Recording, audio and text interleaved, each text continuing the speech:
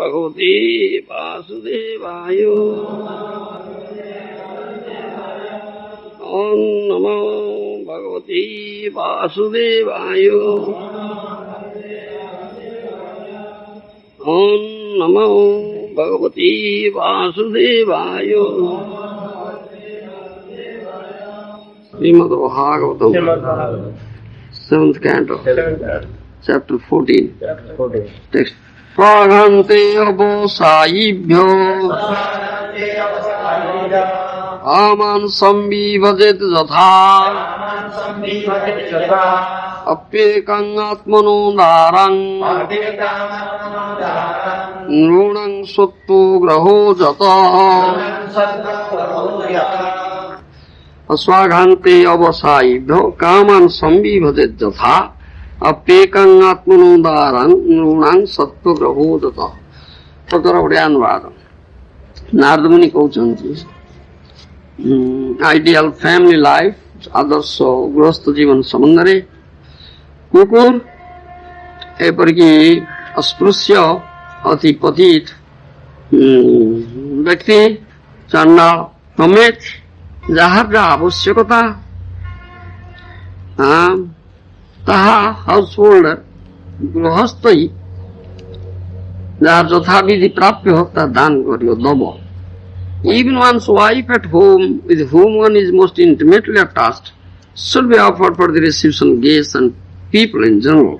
एपरिकी गृहस्थी निज पत्नी जे कि आत्मसमूह तांकर जहा पाइबार भाग अतिथि साधारण लोकों सत्कार नहीं तो ता मध्य से प्राप्त हवा उचित देवा उचित। पहला श्लोक अर्थ स्वाघान्ते असायिभ्यो कामान् संविभजेत् यथा अप्येकामात्मनोदारं नृणां सत्त्वग्रहो जतः। महाजन सूत्रे नारद मुनि आइडियल फैमिली लाइफ आदर्श ग्रस्त जीवन पारिवारिक जीवन संबंधी ज्येष्ठ महाराजंकर जिज्ञासा उत्तर दे कहउछन्ति बहु कथा कहलेनी आ केत कथा कहिबे। ये श्लोक रे विशेष कर से कहउछन्ति जे समाज रे उच्च नीच प्रत्येक मानव कथा केवल नुहे एपरकी मानवेतर प्राणी जहा आवश्यकता ता मध्य से प्राप्त हब अतः contributed by the house holders. गृहस्थ ही दान करिब समस्त जहाँ आवश्यकता गृहस्थ दान करपरिकी कहुचे कुकुर अन्तचेबु अस्पृश्य अस्पृश्य चांडाल आदि नीच निर्भोग करछन्ति अस्पृश्य कहुचे डग इटर्स कुकुर भोजी सुगर भोजी यसो अछन्ति समाने नीच श्रेणी जाकुंची नराधम अति पतित नीच श्रेणी मानव पशुतुल्य समान समान को मध्य जहाँ आवश्यकता ता मध्य पाइबे समाने house holders contributed by the house holders गृहस्थ इताई जोगेब। आ गोटे कथा कहउछन्ति पत्नी को दबार कथा दारंग सत्त्वग्रहो जतः। निजर अति अंतरंग पत्नी जहाँ बेटर हाफ इंटिमेट रिलेशनशिप अच्छी अत्यंत आसक्ति अच्छी से पत्नी को मध्य किछि अतिथि सत्कार पीपल इन जनरल जनसाधारण सेवा करने मध्य किछि अतिथि दिया यार तात्पर्य आमर परमाराध्य गुरुदेव श्री श्रीमती श्री भक्तिवेदांत स्वामी प्रभुपाद महाराज कहते पत्नी को एपरी अर्थ किसी दबार तात्पर्यटा कौन गोटे कथा हूँ पत्नी बा स्त्री तो निर्भरशीला नारी सतत निर्भरशीला अविवाहिता अच्छी जो अनुड़ा अवस्था पिता माता निर्भरशीला विवाहिता हेले स्वामी पर निर्भरशीला ତାପରେ ଆମର ଯେତେବେଳେ ସ୍ୱାମୀ ପ୍ରବର୍ଜ୍ୟା କରିବ, ଯୋଗ୍ୟ ପୁତ୍ର ଉତ୍ପାଦନ କରିବା, ପୁତ୍ର ଘର ସମ୍ଭାଳିବ, ଯୋଗ୍ୟ ହେଲା, ଟଙ୍କା ପଇସା ରୋଜଗାର କଲା, ସେ ଦାୟିତ୍ୱ ନେଲା। ଯେତେବେଳେ ଦାୟିତ୍ୱ ନେବ ମେଣ୍ଟେନାନ୍ସ, ସେତେବେଳେ ପ୍ରବର୍ଜ୍ୟା କରିବ ଗୃହସ୍ଥ, ପ୍ରବର୍ଜ୍ୟା କରିବ ସେତେବେଳେ ପତ୍ନୀ ସେ ଯୋଗ୍ୟ ପୁତ୍ର ଉପରେ ନିର୍ଭରଶୀଳ, ପ୍ରତ୍ୟେକ ଅବସ୍ଥାରେ ନିର୍ଭରଶୀଳ। ଯାହା ଦରକାର ତାହା ସେ ସବୁବେଳେ ପାଇବ, ତାର ମେଣ୍ଟେନାନ୍ସ ଏଇ ପ୍ରକାର ଭାବରେ ହବ। ଏହା ତ ଆମର ବୈଦିକ ବିଧାନ ଅଛି। ତେବେ ବିଶେଷ କରି ଏଠି ନାରଦ ମୁନି ଯେ କହୁଛନ୍ତି ଯେ ପତ୍ନୀକୁ ମଧ୍ୟ ଅତିଥି ସତ୍କାର ଆଉ ଜନସାଧାରଣଙ୍କ ସେବା କରିବା ନିମିତ୍ତ କିଛି ଦବାଇ ଦରକାର, ଯାହା ଦରକାର ସେ ଦିଆଯିବ। ଏହାର ଗଭୀର ତାତ୍ପର୍ଯ୍ୟ ଅଛି। ସେ ତାତ୍ପର୍ଯ୍ୟ ଆମର ପରମାରାଧ୍ୟ ଗୁରୁଦେବ ଶ୍ରୀ ଶ୍ରୀମଦ୍ ଶ୍ରୀ ଭକ୍ତି ବେଦାନ୍ତ ସ୍ୱାମୀ ଦ୍ରୌପଦୀ ମହାରାଜ ଭାଷ୍ୟରେ କହିଛନ୍ତି। ନାରଦ ମୁନି ଯେ ଏପରି ଦେବାର କଥାଟା କହିଲେ ତାର କେତେକ ଉଦ୍ଦେଶ୍ୟ ଜ୍ଞାପନ କରାଯାଉଛି। Wife better half, intimate relationship, ଅନ୍ତରଙ୍ଗ ସମ୍ବନ୍ଧ, ଆଉ ମଚ୍ ଆଟାଚମେଣ୍ଟ, ଏକ୍ସେସିଭ୍ ଆଟାଚମେଣ୍ଟ, କାର୍ଯ୍ୟ ଅତ୍ୟଧିକ ଆସକ୍ତି ଅଛି, ଅଧିକାଂଶ କରି ରହୁଛି। ଏପରି ପଇସା ପତ୍ର କିଛି ଦବା ଦ୍ୱାରା ସେ ଆସକ୍ତିକୁ ତ୍ୟାଗ କରାଯିବ କ୍ରମଶଃ। କିଛି ପାଇଗଲା ତାହେଲେ ବେଶ ଠିକ ହେଇଗଲା, ତାର କିଛି ପାଇଲା, ଆସକ୍ତି କ୍ରମ ସେ ତାର ତ୍ୟାଗ ହବ। ପୂର୍ବରୁ ବି କୁହାଯାଇଛି ଗୃହସ୍ଥ ଜୀବନ ସମ୍ବନ୍ଧରେ ଏପରିକି ପାରିବାରିକ, ପରିବାର, କୁଟୁମ୍ବ, ଆସକ୍ତି ମଧ୍ୟ ତ୍ୟାଗ କରିବା ପାଇଁ ପଡିବ। ଅତିଥି ବଦ ବସନ, ଗୃହେ ଅତିଥି ବଦ ବସନ, ଅତିଥି ପରି ରହିବ। ସ୍ୱପ୍ନବତ ପୂର୍ବରୁ କୁହାଯାଇଛି। ମଧ୍ୟ ଏକାଦଶ ସ୍କନ୍ଦ ଭାଗବତରେ ଭଗବାନ କୃଷ୍ଣ ମଧ୍ୟ ଉଦ୍ଧବଙ୍କର ଜିଜ୍ଞାସାରେ ଗୃହସ୍ଥ ଜୀବନ ସମୟରେ ମଧ୍ୟ ସେ କଥା କହିବେ। ଗୃହେ ଅତିଥି ବଦ ବସନ, ଗୃହରେ ଆସକ୍ତି ରହିବ ନା, ଅତିଥି ସଦୃଶ ରହିବ। ଅଳ୍ପ କିଛି ଦିନ ପାଇଁ ଅତିଥି କୁଣିଆ ଘର ଆସିଛି, ସେ ଘର ଛାଡି ଚାଲିଯିବ। ତେଣୁ ଆସକ୍ତି ନାହିଁ, ସେ ଆସକ୍ତି ତ୍ୟାଗ କରିବା ପାଇଁ ପଡିବ। ସେ କଥା ପୂର୍ବରୁ ନାରଦ ମୁନି କହିଛନ୍ତି। ବର୍ତ୍ତମାନ ଏଥିରେ ମଧ୍ୟ ତାହା ସୂଚିତ ହଉଛି। କାହିଁକି ନା ଆସକ୍ତି, ଗୃହ ଆସକ୍ତି ଯୋଗୁଁ ମାନବ ତାର ଜୀବନର ଯୋଉ ପରମ ଲକ୍ଷ୍ୟ ଅଛି ସେ ଲକ୍ଷ୍ୟ ସାଧନ କରିପାରିବ ନା। ଏବଂ ଆସକ୍ତି ଯୋଗୁଁ ସେ ଭାବନା ତାର ମନରେ ଯେତେବେଳେ ରହିବ, ଆଉ ଯେତେବେଳେ ସ୍ୱର ତ୍ୟାଗ କରିବ, ସେତେବେଳେ ସେଇ ଆସକ୍ତି ଯୋଗୁଁ ସେଇ ଭାବନା ଆସିବ, ତାର ପୁତ୍ର ପରିବାରର ଭାବନା ଯେତେବେଳେ ଆସିବ, ସେଇ ଭାବନା ନେଇକରି ସ୍ୱର ତ୍ୟାଗ କରିବ, ଅନ୍ଧ ତାମସୀ ଯୋନିରେ ପ୍ରବେଶ କରିବ। ଏ କଥା ଅଛି ସେ ଏକାଦଶ ସ୍କନ୍ଧ ଭାରତରେ କୁହାଯାଇଛି ଭଗବାନଙ୍କ ସଙ୍ଗେ। ତେଣୁ କି ଗତି ହେଇଯିବ, ଆସକ୍ତି ଏକମାତ୍ର କୃଷ୍ଣ ପଦାର ବିନ୍ଦୁରେ ରହିବ। ଅନ୍ତର ନିଷ୍ଠା, ବାହ୍ୟ ଲୋକ ବ୍ୟବହାର, ଶ୍ରୀମନ୍ ମହାପ୍ରଭୁଙ୍କର ମଧ୍ୟ ସେ ଉପଦେଶ ଆମର ରଘୁନାଥ ଦାସ ଗୋସ୍ୱାମୀ ଉପଦେଶ ଦେଇଛନ୍ତି। ତାହା ଗୃହସ୍ଥପତି ଉପଦେଶ। ଅନ୍ତର ନିଷ୍ଠା, ବାହ୍ୟ ଲୋକ ବ୍ୟବହାର, ବାହାରକୁ ଲୋକ ବ୍ୟବହାର କରିବା ପାଇଁ ସତ୍ୟ ଯେମିତି ତୁମେ ଆସକ୍ତ, ତଦ୍ରୂପ ବ୍ୟବହାର କରିବ। ଭାର୍ଯ୍ୟା ସହିତ ବା ପତ୍ନୀ ସହିତ ଯେପରି ବ୍ୟବହାର, ଯେପରି ଅତି ଇଣ୍ଟିମେଟଲି ଆସୋସିଏଟ, ଇଣ୍ଟିମେଟ ରିଲେସନସିପ ଅଛି, ତୁମର ଅନ୍ତରଙ୍ଗ ସମ୍ବନ୍ଧ ଅଛି, ବେଟର ହାଫ୍, ପ୍ରାଣ ପ୍ରିୟା ପତ୍ନୀ କୋଉ ଆସକ୍ତ, ତା ବାହ୍ୟ ପ୍ରକାଶ କେବଳ, ଅନ୍ତରରେ ଆସକ୍ତି ରହିବ ନା। ଅନ୍ତରରେ ଆସକ୍ତି ଏକମାତ୍ର କୃଷ୍ଣ ପଦାରବିନ୍ଦରେ ରହିବ। ଇଏ ହଉଛି ଆମର ଉପଦେଶ, ଏ ଶ୍ରୀମନ୍ ମହାପ୍ରଭୁଙ୍କର ଉପଦେଶ, ଏ ଭାଗବତର ଉପଦେଶ। ଭାଗବତ ମଧ୍ୟ ସେଇ କଥା ଭାଗବତ କୃଷ୍ଣ ତୁଲ୍ୟ ଭାଗବତ, କୃଷ୍ଣଙ୍କର କଥା ବିଗ୍ରହ, ବାଣୀ ବିଗ୍ରହ ଶ୍ରୀମଦ୍ ଭାଗବତ, ତାଇ ଭଗବାନଙ୍କର କଥା। ତେଣୁ ଭାଗବତ ସେ ଶିକ୍ଷା ଦିଅନ୍ତି ଆସକ୍ତି ଏକମାତ୍ର କୃଷ୍ଣ ପଦାର, ପ୍ରାୟ ପ୍ରତି ଆସକ୍ତି ରହିବ ନା। କିନ୍ତୁ ଗୃହସ୍ଥ ଜୀବନରେ, ପାରିବାରିକ ଜୀବନରେ ପରିବାର ସହିତ ଅଛି, ପତ୍ନୀ ସହିତ ଅଛି, ପୁତ୍ର କନ୍ୟା ମାନଙ୍କ ସହିତ ଅଛି, ବନ୍ଧୁ ବାନ୍ଧବ ମାନଙ୍କ ସହିତ ଅଛି, ଜ୍ଞାତି ବନ୍ଧୁ ବାନ୍ଧବ ପଡିଶା ଇତ୍ୟାଦି ସହିତ ରହିଛି। ତେଣୁ ସେମାନଙ୍କ ପ୍ରତି ଆସକ୍ତି ରହିବା ଦରକାର। କିନ୍ତୁ ସେ ଆସକ୍ତି ବାହ୍ୟ, ଅନ୍ତରରେ ରହିବ ନା। ଅନ୍ତରରେ ଏକମାତ୍ର ଆସକ୍ତି କୃଷ୍ଣ ପଦାରବିନ୍ଦରେ ରହିବ। କାରଣ ତାହା ହେଉଛି ଆମର ଏକମାତ୍ର ଏ ଆସକ୍ତି, ଅନ୍ୟ ଆସକ୍ତି କିଛି ନା। କୃଷ୍ଣ ଯେ ମୁଖ୍ୟ ସମ୍ବନ୍ଧ ସେ କଥା କୃଷ୍ଣ ଏକମାତ୍ର ସମ୍ବନ୍ଧ, କୃଷ୍ଣ ମୁଖ୍ୟ ସମ୍ବନ୍ଧ। ପାରିବାରିକ କ୍ଷେତ୍ରରେ ବା ସାମାଜିକ କ୍ଷେତ୍ରରେ, ସଂସାର କ୍ଷେତ୍ରରେ ଯୋଉ ଆମର ସାଂସାରିକ ସମ୍ବନ୍ଧ ଯୋଉ ତା 5 ପ୍ରକାର ସମ୍ବନ୍ଧ ଆମର ସାଧାରଣତଃ ଡିଭିଜନ ଆମର କରାଯାଇପାରେ। ପତି ପତ୍ନୀ ସମ୍ବନ୍ଧ, ପିତା ପୁତ୍ର ସମ୍ବନ୍ଧ, ବନ୍ଧୁ ବାନ୍ଧବ ସମ୍ବନ୍ଧ, ପ୍ରଭୁ କୃତ୍ୟ ସମ୍ବନ୍ଧ, ପରାପର ସମ୍ବନ୍ଧ। ଏ ଯେ 5 ପ୍ରକାର ସମ୍ବନ୍ଧ, ଏ ସମ୍ବନ୍ଧ ହଉଛି କଣ ନା ଅନିତ୍ୟ ସମ୍ବନ୍ଧ, ଯାହା କହନ୍ତି ପାନ୍ଥଶାଳାର ସଙ୍ଗମ ତୁଲ୍ୟ। ପାନ୍ଥ ସଙ୍ଗମ, ପାନ୍ଥଶାଳାରେ ରାତ୍ରି ଯାପନ କରୁଛି। କେତେ ଆଡୁ କିଛି କଥିକ ଆସିଛନ୍ତି, ରାତ୍ରି ହେଇଗଲା, ପାନ୍ଥଶାଳା ରାତ୍ରି ଯାପନ କରୁଛନ୍ତି ସେମାନେ। କେବଳ ରାତିଟା ହିଁ କଟେଇବେ, ଗୋଟେ ରାତିର ସମ୍ବନ୍ଧ ହଉଛି ସେଠି।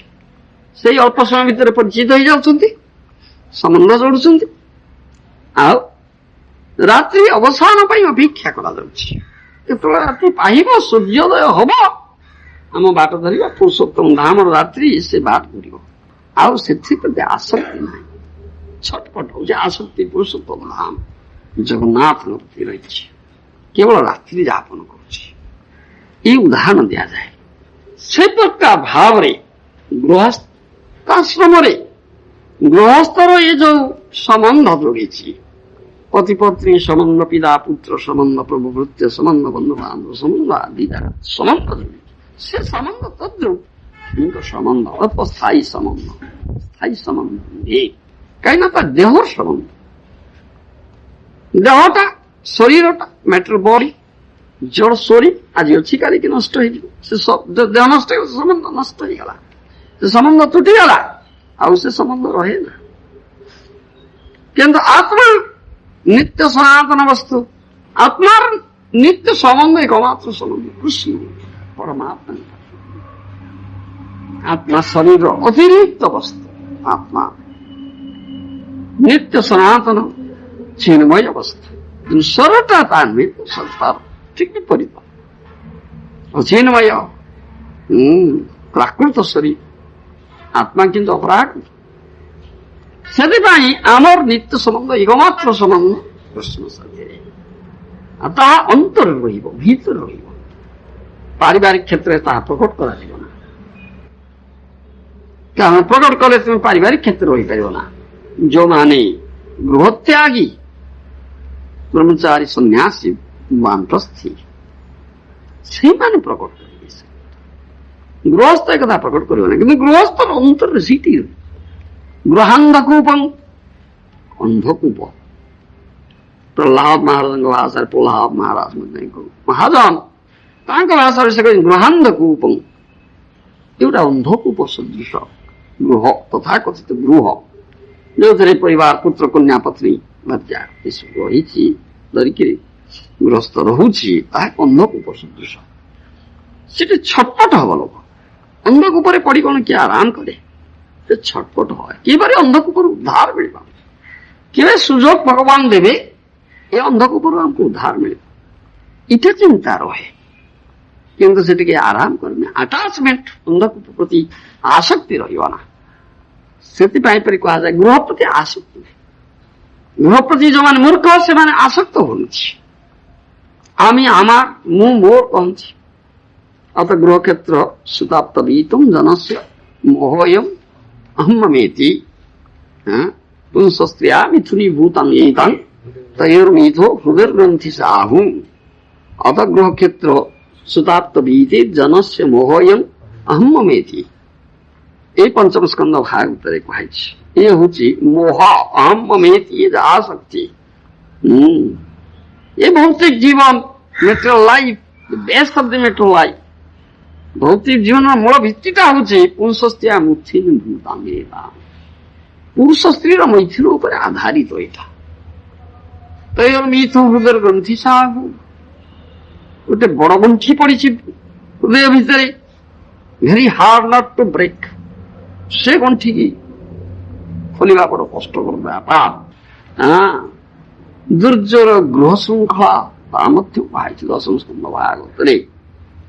ଗୃହର ଯୋଉ ଶୃଙ୍ଖଳ, ଗୃହର ଯୋଉ ବନ୍ଧନ, ତାହା ଭାଙ୍ଗିବା ବଡ କଷ୍ଟକର ବ୍ୟାପାର, ବଡ ଦୋଷାଧ୍ୟ।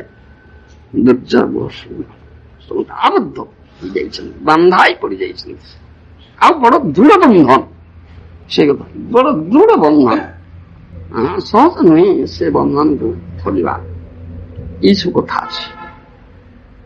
ତେବେ ଯାହାଙ୍କର ଜ୍ଞାନ ନାହିଁ, ଏସବୁ ତତ୍ତ୍ୱ ଜାଣନ୍ତି ନା, ମୂର୍ଖ ବ୍ୟକ୍ତି ସ୍ୱର ଧାରଣାରେ ଅଛନ୍ତି, ଶାରୀରିକ ସୁଖଟାକୁ ଉପଭୋଗଟାକୁ ବହୁମାନନା କରୁଛନ୍ତି। ଯାହା ପୂର୍ବରୁ କୁହାଗଲା, ଏଇ ଯୋଉ ଇନ୍ଦ୍ର ପ୍ରୀତି ଦୈହିକ ସୁଖ, ୟା ମଧ୍ୟରେ ଅତି ସର୍ବୋତ୍ତମ ବିଚାରରେ ସର୍ବୋତ୍ତମ ସୁଖ, ଅତି ଆନନ୍ଦଦାୟକ ହଉଛି ସେକ୍ସ ଲାଇଫ, ଯୌନ କ୍ରିୟାରେ ଆନନ୍ଦ ପାଇବା। ଏଇଟା ବିବେଚିତ ହୁଏ। କିନ୍ତୁ ପ୍ରହ୍ଲାଦ ମହାରାଜ ଯେ କି ମହାଜନ ସେ କହିଲେ, ମୈଥୁନାଦି ଗୃହମେଦି ସୁଖଂ ତୁଚ୍ଛମ୍, ମୈଥୁନାଦି ଗୃହମେଦି ସୁଖଂ ତୁଚ୍ଛମ୍। କି ସୁଖ ଏ ତୁଚ୍ଛ?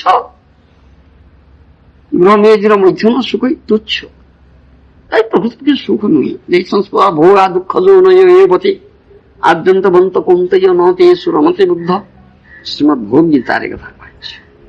এ যে স্পর্শজনিত ভোগ, শারীরিক সুখ বা দৈহিক সুখ, এ প্রকৃত সুখ নয়। এ হচ্ছে ପ୍ରାରମ୍ଭରେ କିଛି ଗୋଟେ ସୁଖର ଆଭାସ ଦିଏ, ପ୍ରକୃତ ସୁଖ ନୁହେଁ। ଦୁଃଖ ଯୌନୟ, ପରିଣତି ହେଉଛି ଅନନ୍ତ ଦୁଃଖ। ନତେଷୁ ରମତେ ବୁଦ୍ଧ, ପଣ୍ଡିତ ଲୋକ ଯିଏ, ବିଜ୍ଞ ବ୍ୟକ୍ତି ଯିଏ, ସେଥିରେ ଆସକ୍ତ ହବ ନା। ଏ ସୁଖ ପ୍ରତି ଧାମାନ ହବ, ମାନେ ସୁଖ ପ୍ରତି ଆସକ୍ତି ରଖିବ ନା। ତାହେଲେ ସେ ଜାଣିଛି ପ୍ରକୃତ ପକ୍ଷେ ସୁଖ କର ବା ଆନନ୍ଦ କର ନୁହେଁ, କେଉଁଠି ଆମର ଦୁଃଖ କର ହେଇ ପଡ଼ିଲା। এই উপদেশ আমি বলছি। গীতারে শ্রীমদ ভগবত গীতার সে কুହାଯାଉଛି, ଶ୍ରୀମଦ ଭାଗବତରେ ମଧ୍ୟ ସେ ଜନ୍ମୈଥୁନାଦି ଗୃହମେଦି ସୁଖଂ ତୁଚ୍ଛଂ କର୍ଣ୍ଣୟନଂ କରୟେରୈବ ଦୁଃଖ ଦୁଃଖଂ। ମୈଥୁନାଦି ଗୃହମେଦି ସୁଖ ହଉଛି ତୁଚ୍ଛ। ସେ ଯେପରି ଉଦାହରଣ ଦେଇ କହିଛି, କରଦ୍ୱୟର ପଣ୍ଡୁ। ପ୍ରଥମେ ବଡ କୁଣ୍ଡେଇବାକୁ ଭଲ ଲାଗେ, କିନ୍ତୁ ପରେ କି ଯନ୍ତ୍ରଣା ହୁଏ, ସେ କଥା କୁହାଯାଇଛି। ଦୁଃଖ ଦୁଃଖଂ କୃପଣା ନିହତୃପ୍ୟନ୍ତି ବହୁ ଦୁଃଖ ବାଜ କଣ୍ଡୁତି ମନ ମନସୀଜ ବିଷହିତ ଧୀର। ଯେଉଁମାନେ କୃପଣ, ଯେଉଁମାନେ ମୂର୍ଖ ଏହିପରି ଆସକ୍ତି ଥାଏ, ସେମାନେ ବହୁ ଦୁଃଖ ପାଆନ୍ତି ଆସକ୍ତି ଯୋଗୁଁ। ଏ ଗୃହାସକ୍ତି ଯୋଗୁଁ, ପତ୍ନୀ ପ୍ରତି ଆସକ୍ତି ଯୋଗୁଁ ବା ପରିବାର ପ୍ରତି ଆସକ୍ତି ଯୋଗୁଁ, ଏଥିରେ ଉପଭୋଗ କରିବାର କାମନା ପୋଷଣ କରିଥିବା ଯୋଗୁଁ ସେମାନେ ବହୁ ଦୁଃଖ ପାଆନ୍ତି, ବହୁ ଦୁଃଖ ଭାଜନ କଣ୍ଡୁତି ମନ ମନସୀଜ ବିଷୟିତ ଧୀର। କିନ୍ତୁ ଧୀର ଯେ ପ୍ରକୃତ ଭଗବାନ କୃଷ୍ଣଙ୍କଠାରେ ଆସକ୍ତି, ତାଙ୍କର ଏକମାତ୍ର ଆସକ୍ତି ଅଛି। ବିଜ୍ଞ ବ୍ୟକ୍ତି, ଧୀର ବ୍ୟକ୍ତି, ବିଜ୍ଞ ବ୍ୟକ୍ତି, ଭକ୍ତ ଲୋକ, ବୈଷ୍ଣବ ଭକ୍ତ, ସେ ତାହାରି ଆସକ୍ତି ନଥାଏ। ଆଉ ଇନ୍ଦ୍ର ମାନଙ୍କର ଏଇ ଯୋଉ ବେଗ, ଯାହାକୁ ଶୋଇବା ବଡ କଷ୍ଟ, ସେ ବେଗକୁ ସହ୍ୟ କରିବା ବଡ କଷ୍ଟ, ସେ ସହ୍ୟ କରିପାରେ, ସେ ତାହା ସହ୍ୟ କରିପାରେ। ବିଷୟ ତ ଧୀର। କିନ୍ତୁ କୃପଣ ବ୍ୟକ୍ତି, ଆସକ୍ତ ଚିତ୍ତ ବ୍ୟକ୍ତି, ମୂର୍ଖ ବ୍ୟକ୍ତି, ସେ ଇନ୍ଦ୍ର ମାନଙ୍କର ବେଗ ସହ୍ୟ କରିପାରେ ନା। ସେଥିପାଇଁ ସେ ଆସକ୍ତ ହେଇଯାଏ, ଇନ୍ଦ୍ରକୁ ସୁଖ ଦେବା ପାଇଁ ଇଚ୍ଛା କରେ। ଆଉ ତା ପାଇଁ ସେଥିପାଇଁ ନାନା ପ୍ରକାର ବନ୍ଦୋବସ୍ତ କରେ, ନାନା ପ୍ଲାନ୍ ପ୍ରୋଜେକ୍ଟ କରେ। କିନ୍ତୁ କି ସୁଖ ପାଏ କି? ପରିଣାମରେ ଅନନ୍ତ ଦୁଃଖ ହିଁ ପାଏ କେବଳ। ଯାହା ଆମର କୁହାଯାଇଛି, ନ ଯାତୁ କାମ କାମାନ ଉପଭୋଗୀନ ସାମ୍ୟତି ଖବିଷା କୁସଂବର୍ତ୍ତୈବ ଭୂୟ ଏବା ବିବର୍ଦ୍ଧତେ। ନବମ ସ୍କନ୍ଧ ଭାଗବତରେ ଯଜାତି ମହାରାଜ କଥା, ନ ଯାତୁ କାମ କାମାନ ଉପଭୋଗୀନ ସାମ୍ୟତି ଖବିଷା କୁସଂବର୍ତ୍ତୈବ ଭୂୟ ଏବା ବିବର୍ଦ୍ଧତେ। ତୁମେ ଇନ୍ଦ୍ରମାନଙ୍କୁ ଉପଭୋଗ ଦେଇକି ତାକୁ ଶାନ୍ତି କରେଇଦେବ, ତାହା ଅଗ୍ନିରେ ଘୃତାହୁତି ଦେଲେ ଯେପରି ଅଗ୍ନି ନିର୍ବାପିତ ହୁଏ ନା, ଅଧିକ ପ୍ରଦୀପ୍ତ ହୁଏ, ଆହୁରି ଦରକାର କରେ। ତଦ୍ରୂପ ଭାବେ ଇନ୍ଦ୍ରମାନଙ୍କୁ ଯଦି ତୁମେ ଉପଭୋଗ ଦେବ, ସେମାନେ ଅଧିକ ଚାହିଁବେ, କଦାପି ଶାନ୍ତ ହେବେ ନା। ତେଣୁ ଯଦି ପ୍ରକୃତ ପକ୍ଷେ କିଏ ସୁଖ ବା ଆନନ୍ଦ ଚାହେଁ, ତାହେଲେ ସେ କଣ କରିବା ଉଚିତ ନା, ଏ ଯୋଉ ଭୌତିକ ଉପଭୋଗ କାମନାକୁ ଶୀଘ୍ର ତ୍ୟାଗ କରିବା ଉଚିତ। ନିର୍ଯତ ଜାନୁ ଯୁଜ୍ୟତେ ତାସାଂ ତୃଷ୍ଣାଂ ଦୁଃଖ ନିବାରଣ ସର୍ବ କାମ ଦ୍ରୁତମ ତ୍ୟଜେତ୍। ଏ କଥା ମଧ୍ୟ ନବସ୍କନ୍ଧ ଭାଗବତରେ ଯଯାତି ମହାରାଜଙ୍କର ଉକ୍ତି। ବୃଦ୍ଧ ହେଇକିରି ଅକର୍ମଣ୍ୟ ହେଇଗଲାଣି ଲୋକ, ମୃତ୍ୟୁ ମୁଖରେ ପହଞ୍ଚିଲାଣି ଯାଇକିରି ଦ୍ୱାରଦେଶରେ, ମୃତ୍ୟୁର ଦ୍ୱାରଦେଶରେ, କିନ୍ତୁ ଏ ଉପଭୋଗ କାମନା ସେ ତ୍ୟାଗ କରିପାରୁନି। ଉପଭୋଗ କାମନା ଏତେ ପ୍ରବଳ ଅଛି, ତା ସେ ତ୍ୟାଗ କରିପାରୁନି। ଜିଜ୍ୟ ତ ଜାଣୁ ଜିଜ୍ୟତେ। ତେଣୁ ଯଯାତି ମହାରାଜ କହୁଛନ୍ତି, ଯଦି ପ୍ରକୃତରେ ତୁମେ ସୁଖ ବା ଆନନ୍ଦ ଚାହଁ, ଶୀଘ୍ର ୟାକୁ ତ୍ୟାଗ କର। ଦୁଃଖ ନେବା ସର୍ମ କାରଣ ଦ୍ରୁତମ ତ୍ୟଜେତ୍, ଇମିଡିଏଟଲି ଗିଭ୍ ଇଟ୍ ଅପ୍। ଶୀଘ୍ର ତ୍ୟାଗ କର ଏ ଉପଭୋଗ କାମନା, ଭୌତିକ ଉପଭୋଗ। ଯସ୍ମିନ୍ ତୁଷ୍ଟେ ଜଗତ୍ ତୁଷ୍ଟ। ଭଗବାନ କୃଷ୍ଣଙ୍କୁ ଉପଭୋଗ ଦେଇପାର, ଏକମାତ୍ର ଉପଭୋଗକାରୀ ସେ। ଭୋକ୍ତା ଭକ୍ତା ଭୋକ୍ତା ମହେଶ୍ୱର, ଏକମାତ୍ର ଉପଭୋଗକାରୀ କୃଷ୍ଣ, ଆଉ କିଏ ନୁହନ୍ତି। ଜୀବ ଉପଭୋଗକାରୀ ନୁହେଁ, ଜୀବ ଉପଭୋଗ୍ୟ। ଉପଭୋଗ ଦବା ଲୋକ, ତାଙ୍କ ଦ୍ୱାରା ଉପଭୁକ୍ତ ହବାର କଥା ନୁହେଁ। ତେଣୁ ଉପଭୋଗକାରୀ ନୁହେଁ, ବଦ୍ଧ ଜୀବ ମୂର୍ଖରେ ଭାବେ, ତେଣୁ ଦୁଃଖ ପାଏ। ତେଣୁ ଯଦି କୃଷ୍ଣଙ୍କୁ ଉପଭୋଗ ଦବ, ତାହେଲେ କୃଷ୍ଣ ସନ୍ତୁଷ୍ଟ ହେବେ, ତୁମେ ଆନନ୍ଦ ପ୍ରକୃତରେ ପାଇବ। ସେ କୃଷ୍ଣଙ୍କ ଠାରୁ ଆସିବ ସୁଖ ବା ଆନନ୍ଦ ତୁମେ ପାଇବ। ତା ନହେଲେ ତୁମେ ଏଇ ପ୍ରକାର ଭୌତିକ ଉପଭୋଗ କରି ସୁଖ ଆନନ୍ଦ ପାଇବା, ଦିସ୍ ଇଜ୍ ଏ ଡ୍ରିମ୍। ଯାହା ପାଏ this is a dream, one should give up this dream. ଏ ସ୍ୱପ୍ନକୁ ପରିହାର କରିବା ଦରକାର। ସ୍ୱପ୍ନରେ ଜଣେ ଦେଖୁଛି ରାଜା ହେଇଛି, ଇନ୍ଦ୍ର ହେଇଛି, ଉପଭୋଗ କରୁଛି, କିନ୍ତୁ ନିଦ ଭାଙ୍ଗିଗଲା ତ କାହିଁ ସେ ଉପଭୋଗ? Where is that enjoyment? ସ୍ୱପ୍ନ, ଏଟା ସ୍ୱପ୍ନ, ଡ୍ରିମ୍। ସେଥିପାଇଁ one should give up this dream. ଏ ସ୍ୱପ୍ନକୁ ପରିହାର କରିବା ଉଚିତ। ବାସ୍ତବ ବସ୍ତୁ ହେଉଛନ୍ତି କୃଷ୍ଣ, ବସ୍ତୁ ଶିବଦ। ଭାରତ ପ୍ରାରମ୍ଭରେ କଥା କୁହାଯାଇଛି, ବାସ୍ତବ ବସ୍ତୁ ହେଉଛନ୍ତି କୃଷ୍ଣ, ସେ ହେଉଛନ୍ତି ବସ୍ତୁ। ତେଣୁ ସେ କୃଷ୍ଣ ହେଉଛନ୍ତି ଏକମାତ୍ର ପ୍ରୀତିର ପାତ୍ର। ପ୍ରୀତି ତାଙ୍କ ସହିତ କର, ସମ୍ବନ୍ଧ ତାଙ୍କ ସହିତ ଯୋଡ଼, ସେ ହେଉଛି ଏକମାତ୍ର ସମ୍ବନ୍ଧ। ତାଙ୍କୁ ଯଦି ଭଲ ପାଇପାରିବ, ଭଲ ପାଇବା ଏକମାତ୍ର ହିଁ ଭଲ ପାଇବା, ପ୍ରୀତିର ପାତ୍ର ସେ। Develop your love towards Krishna, କେବଳ ତାଙ୍କୁ ହିଁ ଭଲ, ତାହେଲେ ତାଙ୍କୁ ସବୁ ଉପଭୋଗ ଦିଅ, କାରଣ ସେ ପ୍ରୀତିର ପାତ୍ର। ତାଙ୍କୁ ଯଦି ଉପଭୋଗ ଦେଇପାରିବ, ଭଲ ପାଇପାରିବ, ସେଇ ଏକମାତ୍ର ସମ୍ବନ୍ଧକୁ ତୁମେ ଯୋଡ଼ିପାରିବ, ତାହେଲେ ତୁମେ ପ୍ରକୃତ ପକ୍ଷେ ସୁଖ ବା ଆନନ୍ଦ ପାଇବ। ଆଉ ତୁମର ଯାଏ ଟେମ୍ପୋରାରୀ ରିଲେସନସିପ, ଯୋଉ ଅସ୍ଥାୟୀ ସମ୍ବନ୍ଧ ଭୌତିକ ଜଗତରେ ଅଛି ଯୋଡ଼ିଛ, ସେ ସବୁ ସମ୍ବନ୍ଧ ଯଦି ସେଇ କୃଷ୍ଣ ସମ୍ବନ୍ଧରେ ସମ୍ବନ୍ଧିତ ହବ, ତାହେଲେ ଯାଇକିରି ଏଥିରୁ କିଛି ତୁମେ ଆନନ୍ଦ ପାଇବ। ଯାହା ଦୁଃଖ ମିଳୁଛି, ସେ ଦୁଃଖର କିଛି ଅବସାନ ହବ, ନଚେତ ହେଇପାରିବ। ସେଥିପାଇଁ କୁହାଯାଉଛି ବିଜ୍ଞ ବ୍ୟକ୍ତି, ଧୀର ବ୍ୟକ୍ତି, ବୁଦ୍ଧିମାନ ବ୍ୟକ୍ତି ଏ କଥାଟାକୁ ଭଲ ଜାଣନ୍ତି। ତେଣୁ ସେ ଏକମାତ୍ର ସମ୍ବନ୍ଧ ଯୋଡ଼ିଥାନ୍ତି କୃଷ୍ଣ ସାଥିରେ। ଏ ଭୌତିକ ସମ୍ବନ୍ଧରେ ସେ ସମ୍ବନ୍ଧିତ ହୁଅନ୍ତି ନା, ତା ବାହ୍ୟ ସମ୍ବନ୍ଧ ହେଇଥାଏ, ବାହାରକୁ ଦେଖିବା ପାଇଁ ପ୍ରକାର କରୁଥାନ୍ତି, ଆଉ ସବୁବେଳେ ଛଟପଟ ହଉଥାନ୍ତି କେତେବେଳେ କୃଷ୍ଣ କୃପା କରିବେ, ଏ ବାନ୍ଧବରୁ ଉଦ୍ଧାର ମିଳିବ। ସେଥିପାଇଁ କୁହାଯାଉଛି one should give up this dream. Consequently, in human form life, one's attachment for his wife should be given up, as suggested herein. ସେଥିପାଇଁ ପଇସା ପତ୍ର କିଛି ଦେଇଥାଉ, କିଛି ଆନନ୍ଦ ଦେଇଥା, ହଁ ମୋତେ ଭଲ ପାଉଛି ମୋର ସ୍ୱାମୀ, କୋଉ ପଇସା ପତ୍ର ଆମକୁ ଦଉଛନ୍ତି, ଆମର ଯାହା ଅସୁବିଧା ପଡୁଛି, ବେଶ ସେ ଯେମିତି ଭାବିବ ନାହିଁ ଯେ ଆମକୁ ଭଲ ପାଉନାହାନ୍ତି, ଆମର କିଛି ଯତ୍ନ ନେଉନାହାନ୍ତି, ଶିଶୁ ବାହ୍ୟ ବ୍ୟବହାର।